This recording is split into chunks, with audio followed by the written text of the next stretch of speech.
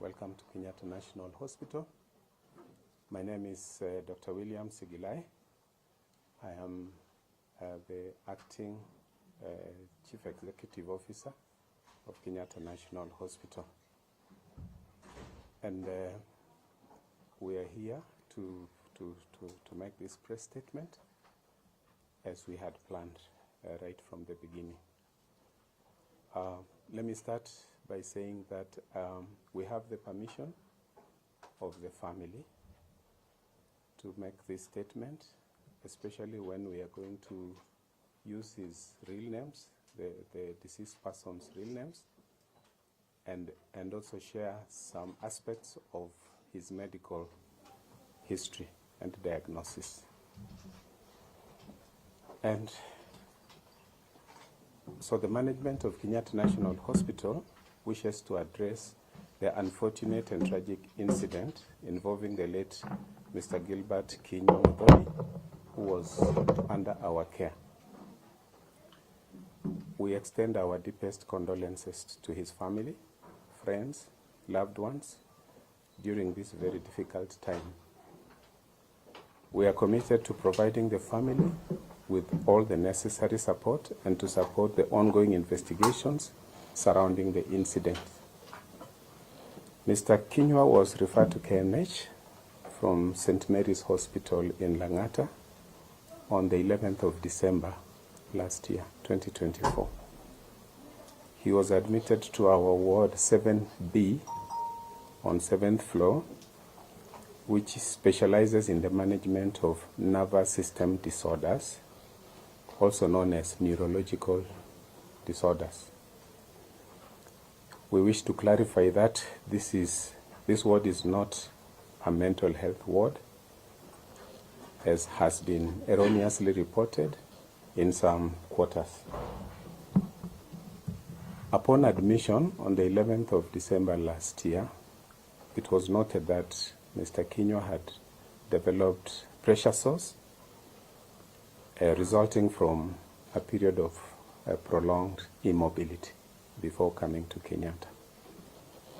And after a comprehensive evaluation by our specialists in that unit, he was diagnosed with a rare condition that causes weakness of all his muscles. His condition was particularly severe, affecting all his limbs and therefore making movement difficult. He therefore required what we call total nursing care, which includes tube feeding. Despite the severity of his condition, his status had remained stable under our care until that particular day. On Thursday, the 6th of February, 2025, Mr. Kinyua's condition was observed to be stable, and the day proceeded as normal. The night shift team took over without noting any undue concerns on the eve of this incident. The nursing staff attended to him in a scheduled manner at 9 p.m., midnight, 3 a.m., and during all those visits, nothing undue or unusual was observed. However, on Friday morning, at approximately 6 a.m. or thereabout, during the nurses' ward round, Mr. Kinyua was found with his face covered with a blood-stained sheet. Upon the nurse uncovering to check on him, the nurse discovered that this person was motionless, with a deep cut on the frontal aspect of his neck. The nurse, immediately sensing something bad had happened, alerted her colleagues in the ward, the security personnel, the attending doctor, and then the hospital management. The area was immediately cordoned off as a crime scene, and the DCI was notified. And the DCI responded promptly and took took charge of the investigation process. We then alerted the next of kin according to our protocol and asked them to come to hospital. We assembled a team of psychologists, counselors, and in order to break the news and provide support to the family. And recognizing the profound grief and trauma experienced by the family, we established a 24-hour helpline to offer ongoing psychological support to the family. And a second counseling session was held yesterday, which emerged larger group of family members, the immediate family and the extended family members. Kenyatta National Hospital is cooperating fully with the law enforcement agencies and is committed not to prejudice the ongoing investigations. The post-mortem examination of the deceased body will be conducted as scheduled and guided by the DCI. KNH has an elaborate security system which includes CCTV cameras in common areas. Additionally, we have officers from the National Police Service stationed within the hospital, and we also do have a police post within a short distance of the hospital perimeter. In light of this incident, we have heightened and enhanced security measures across the hospital to ensure the safety of more than 1,800 patients who are in our care, as well as all the visitors who come to the hospital. The KNH management is deeply saddened by this tragic event and remains committed to transparency and accountability throughout the investigation process. The KNH, we assure the public that we are taking all necessary steps to prevent such incidents in the future. We urge the public to allow the DCI to conduct its investigations without interference and to refrain from speculation that may cause further distress to the family. Once again, we extend our heartfelt sympathy to the family of the late Mr. Gilbert Kinyua Muthoni. We stand with them during this painful time and will continue to provide all the necessary support. Thank you very much.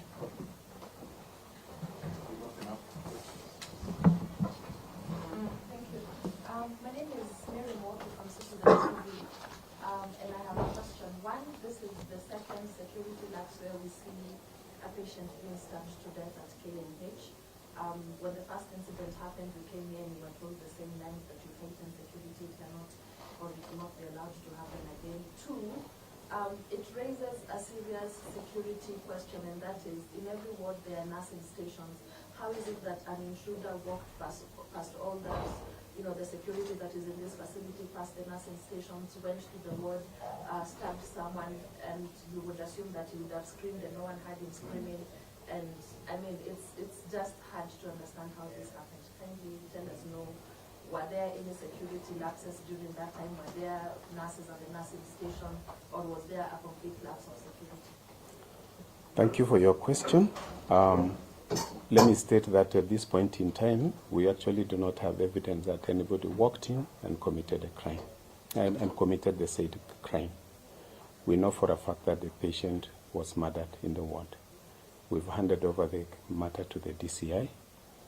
There is every chance that this person did not walk in the manner you've described, but we trust the DCI to unravel the mystery, and knowing their mandate and their capacity and their training, we trust them to unravel the mystery.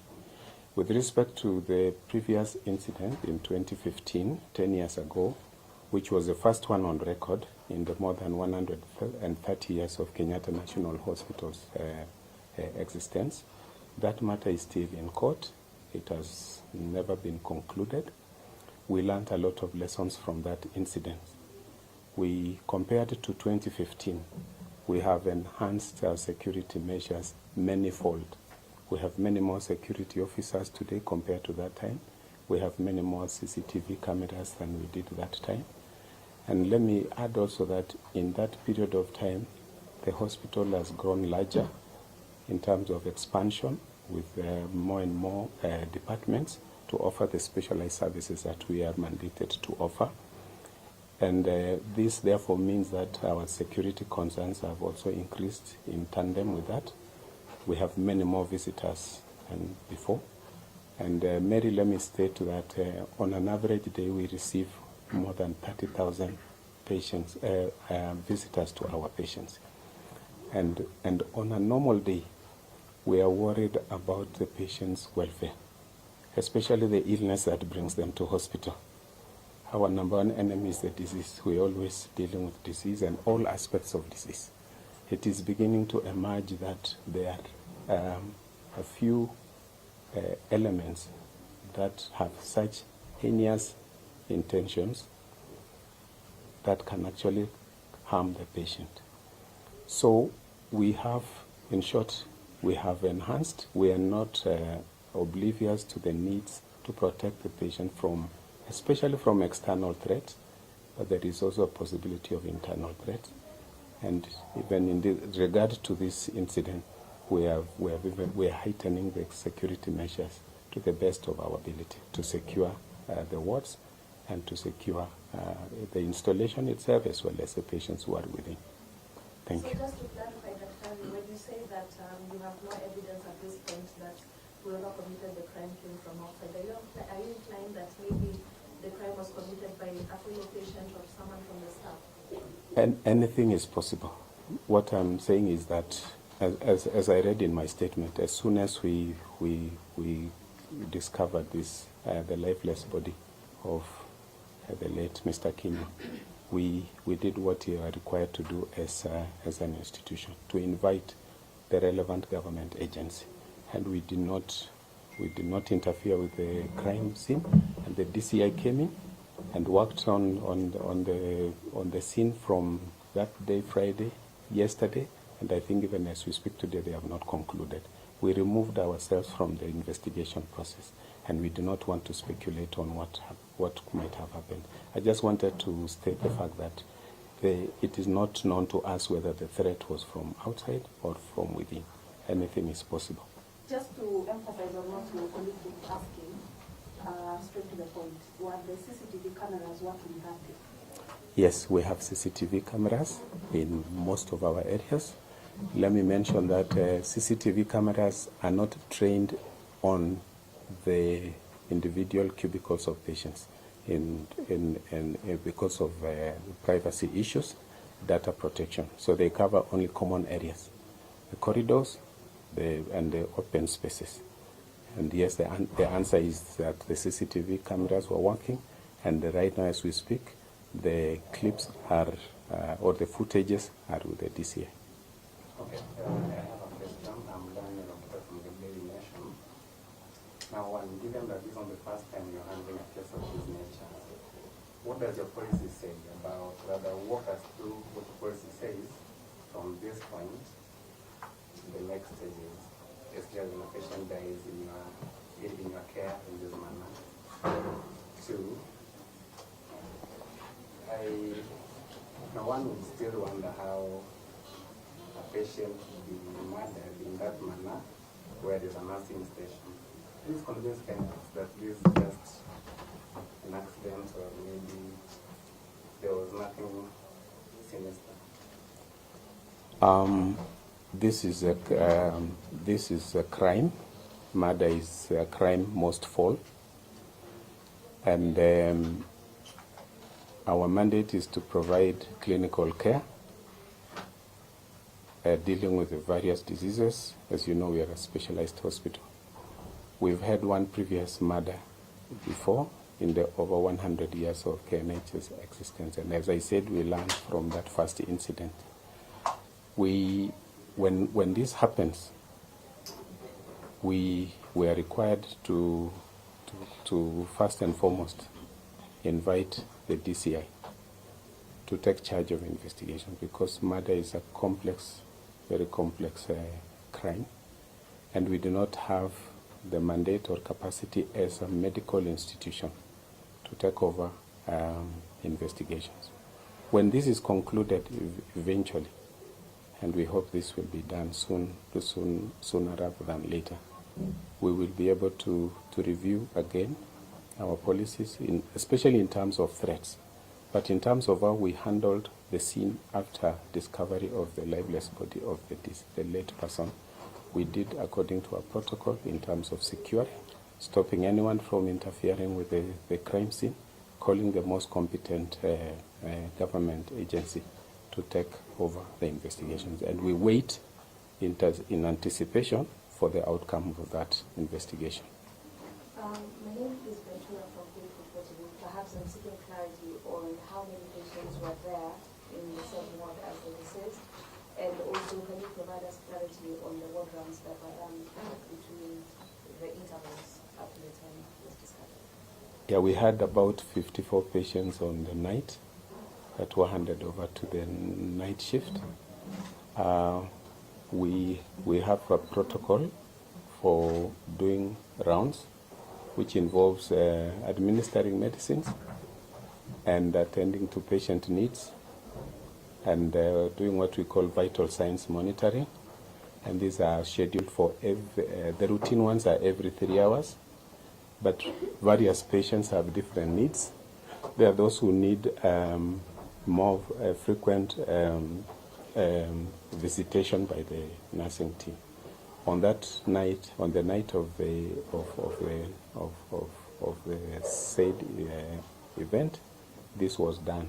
This protocol was followed. To do around, administer medicines for 9 in the evening. There are vital signs to be taken at midnight. There are vital signs to be taken at 3 a.m. and there are medicines to be given at 6 a.m. At the same time, the nurses respond to patient calls and attend to the various needs. We have a record of all the patients and what their needs are.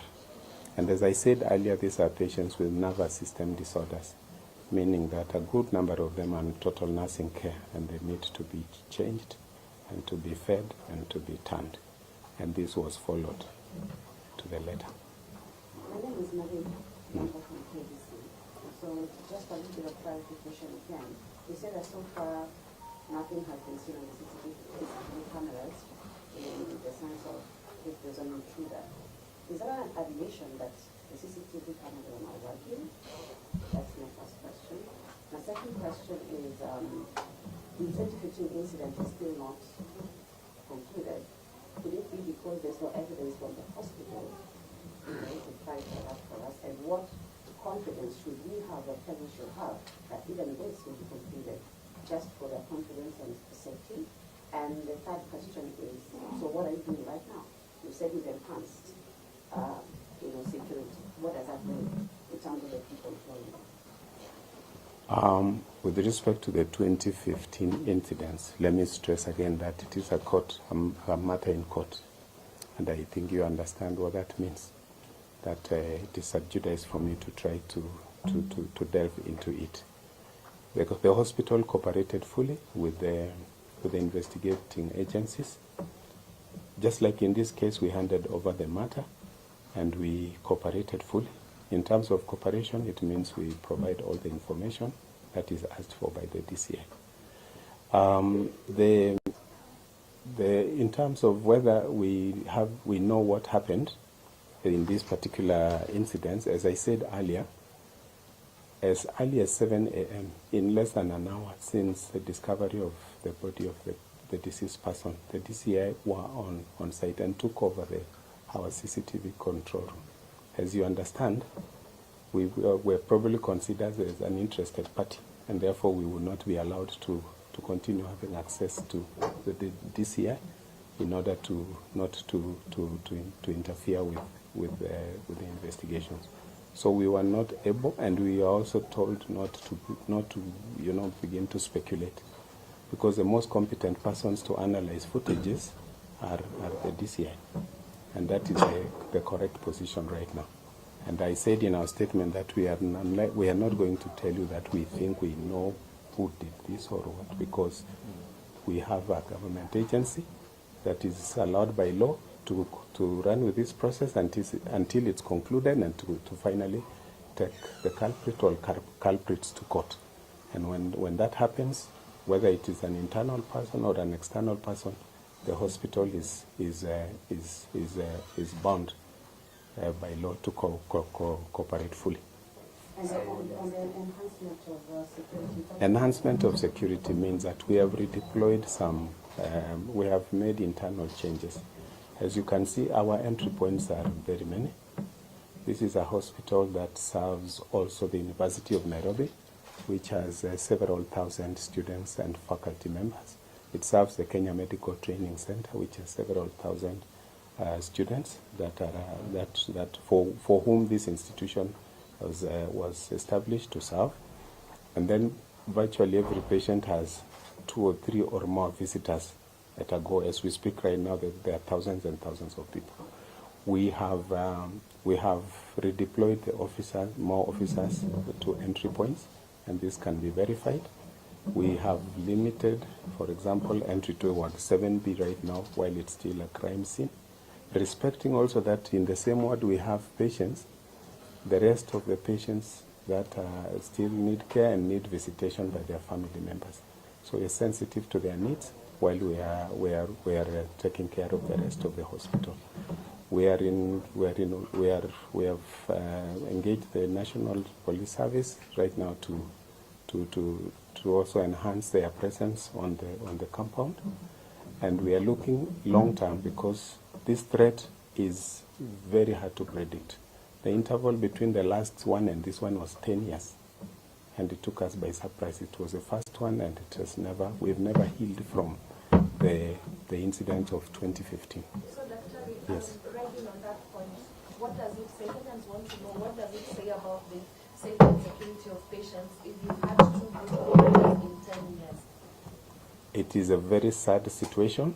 I'm not trying in any way to say that any murder, whether it is 1 in 100 years or 50 years, is acceptable. And we have expressed this very clearly in our statement, that we are deeply saddened. We are recognizing now, as time goes by, that a new threat, other than disease, is coming on the fore. Something for which we are not trained primarily is becoming an issue that has to be escalated, not just in Kenyatta, but across the healthcare ecosystem in the country. Does the hospital assume even the slightest responsibility for these happenings? Because surely, yes, you treat diseases, but these are patients entrusted in your care. Do you take any measure of responsibility, both of the first incident and this one? Just a follow-up to that one so that you can answer both of them. Perhaps you can take us through the day-to-day routine of the security checks. How many security units do you have? And do you use people coming in with their weapons hidden? What does it look like a day-to-day security checks? Yeah, we do. We frisk visitors. We have metal detectors. We ask staff to provide their IDs, and we frisk the bags as well. And as I said, the numbers can be overwhelming at any one time, but we do our very best. To answer your question, I think somebody asked, we have over 380 guards, internal and others who are an outsourced service, and they are deployed accordingly depending on the needs of the various parts of the hospital. Your question about responsibility is that when something like this happens, you feel it as an institution. So it is wrong for us to state that we don't feel anything. Saying that we are deeply saddened means that, yes, we know the person was in our care, and he lost his life to some individual that we are yet to identify. And in simple words, That is like saying, yes, we lost him in our care. And that is a statement in itself, that we are extremely distressed that this happened while we held him in our hands. Two last questions? Okay, I have one. Two last questions. Now, this script in so many ways looks familiar to the 2015 one. How would Kenyans believe that this is something different? Two, how does KNH envision the end of this? Because the other one is too many years in the course now. How do you look at the end? How will you look like? That's really speculative. If we have handed it over to the DCI, over whom we have no control, and we have offered our full cooperation right from the start, and we know that the investigation process is actually not complete. In fact, we are aware that they will be back again tomorrow for more processing of the scene. And then we know what follows after that, probably going to the crime lab and doing analysis and so forth. I want to state in short that the trajectory of the investigation is fully in the hands of the DCI, and our role as a hospital is to provide all information that will be required of us. The last one. When the statement came in on Friday from the hospital, that was too many hours down the line, but the statement was so scant, didn't have much information about what had happened. Yes, we've received we've received those sentiments, but our answer is that at that point in time, which were around mid-morning, we were still in the process of handling the family. In fact, as I signed that statement, the family had just arrived in the ward. And you know that the worst thing you can do is to circulate information before the next of kin is traced. So while I was signing that, we were balancing the two, the need to communicate promptly and to respect the wishes of the family. And we balanced the two in that manner. At that point in time, we did not even have permission to say his name.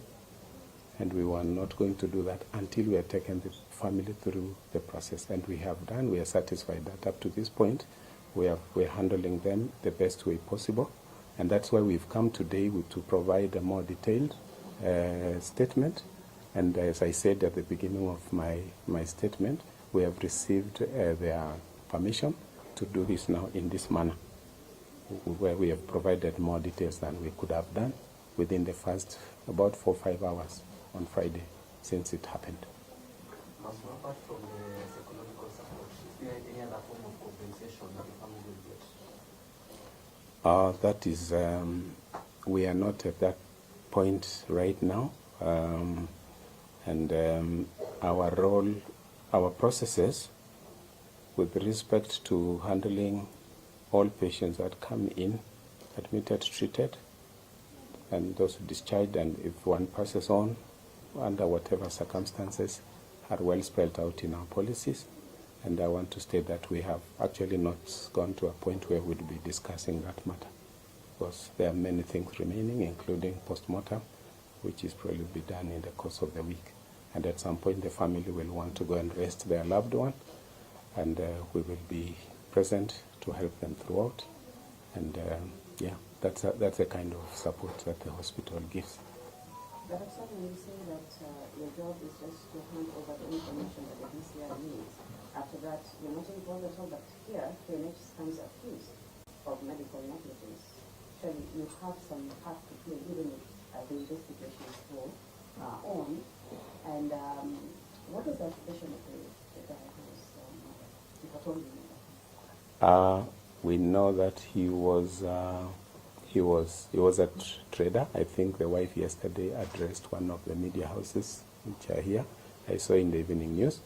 He was a trader. I think he was dealing with water, and he fell ill from early last year and has had a very difficult journey through his this illness, and has been attended to in Kenyatta Hospital even before admission. What happened actually is, I mean, his mother in the ward is a criminal as a criminal matter. Medical negligence is under the purview of the Kenya Medical Practitioners and Dentists Council. That is when we are, in terms of when we are administering medication, in terms of diagnosis and treatment. Whenever we make mistakes in that manner, complainants take us to the council, who will demand certain information from us. Clearly, this is a case of murder. As I said, as we started the evening on Thursday, the patient was taking his medication, and no alarms were recorded until this murder happened. And we have expressed our extreme distress by this fact. It is a list that any medical staff will expect to encounter in the morning when they come to work. It's actually the very, very least of the bottom of our daily concerns. We worry about the patient, but this one is usually a complete shock. And this is our second time to experience this, and I have stated that the hospital has been shaken to its core. Perhaps the last one, Dr. on the CCTV, the very last one, perhaps, yes. Maybe you can take us through how the CCTV works, and the last maybe captured image of the CCTV.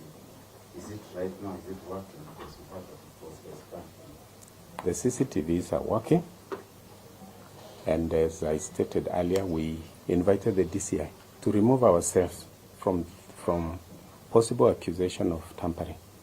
We have seen in the wider society, from time to time, people are accused of tampering or switching off CCTVs to cover evidence.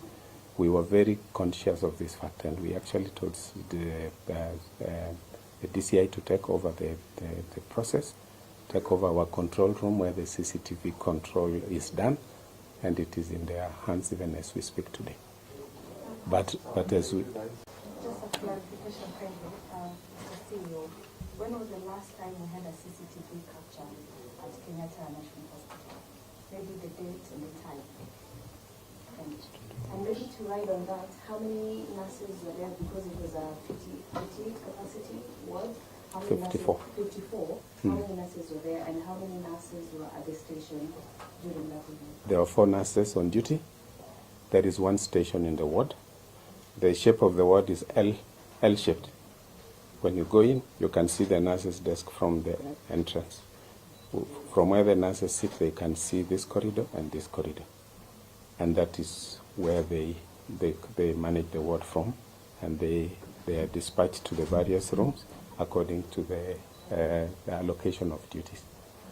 In terms of CCTV, I want to repeat what I have said before, that we removed ourselves from analysis of the CCTV cameras.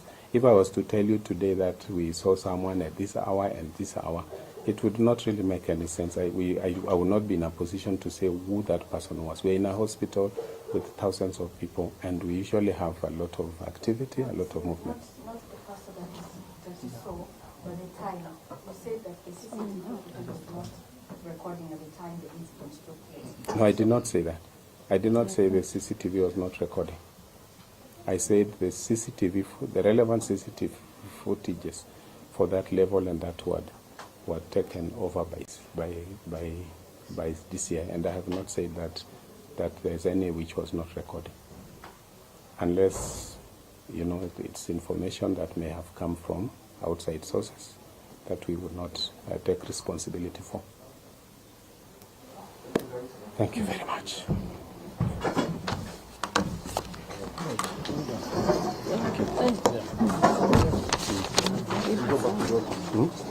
Yeah, we'll go back.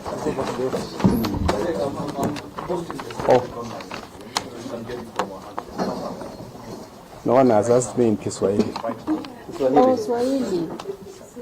The Swahili version. But it will be will it be the same duration?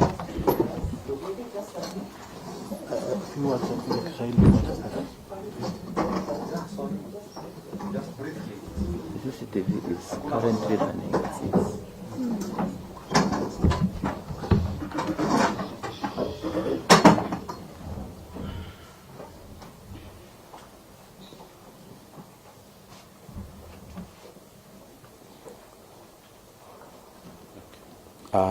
Amjambo wanahabari, tunawakaribisha Kenyatta National Hospital kwa minajili ya kujibu ama kutoa hii taarifa kuhusu yaliyojiri kwa jambo linalohusiana na kifo cha Bwana Gilbert Kinyua Muthoni ambaye alikuwa mgonjwa katika hospitali yetu. Ningependa kusema kwamba ninapotoa hii taarifa wakati huu tuko na idhini ya familia ya Mr. Kinyua kufichua majina yake na pia kufichua mambo fulani kuhusu hali yake ya afya. Tumepewa hiyo idhini.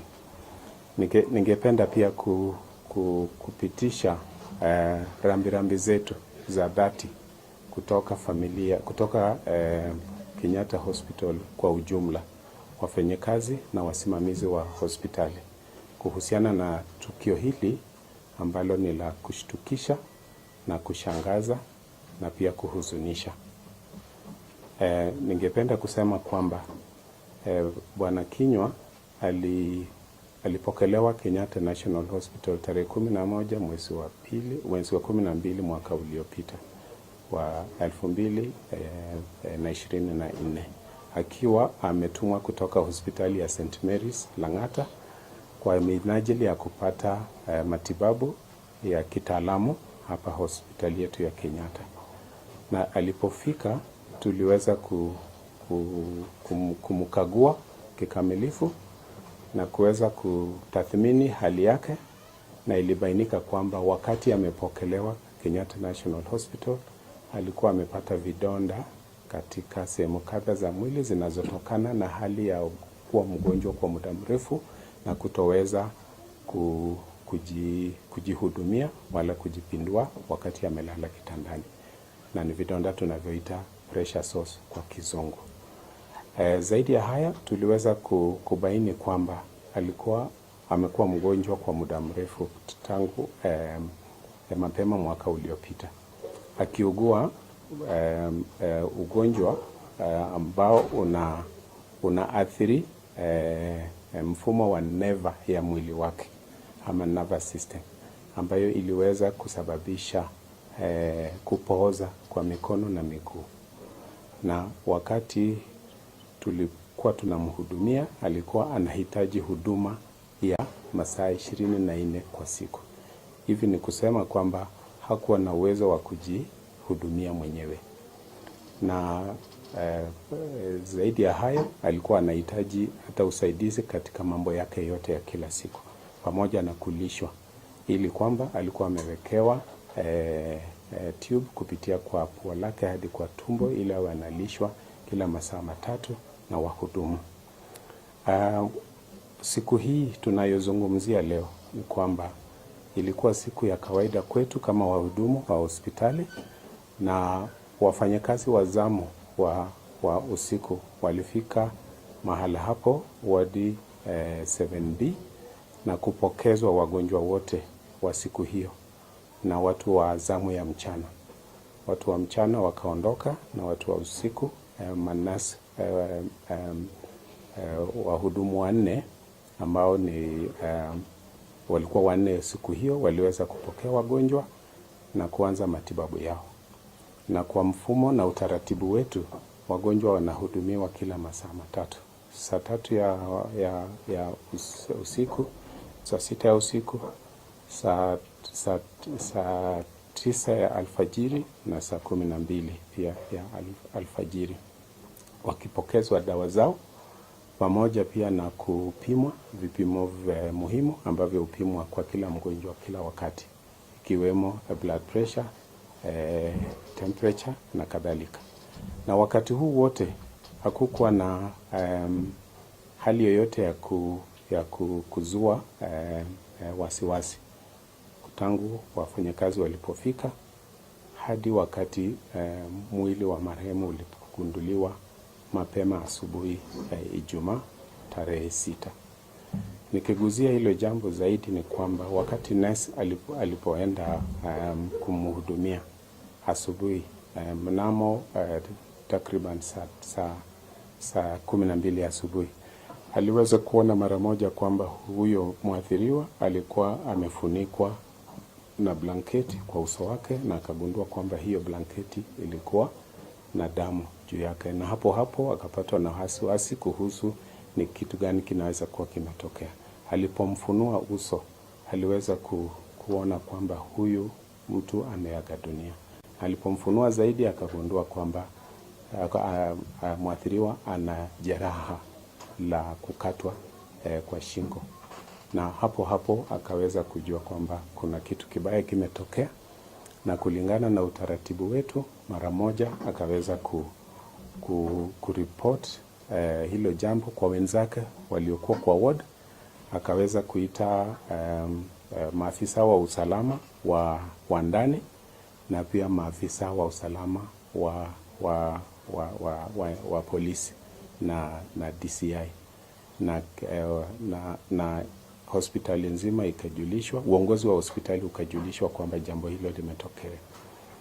Kutokana na utaratibu tulioweka, jambo kama hilo ama jambo linakaribiana na hilo linapotokezea, na ikiwa kuna uwezekano wa uhalifu wa jinai kama vile kulivyo wakati huu, ni kwamba lazima tupokeze jukumu la ukaguzi kwa maafisa wa serikali, na ninaongelea juu ya DCI, idara ya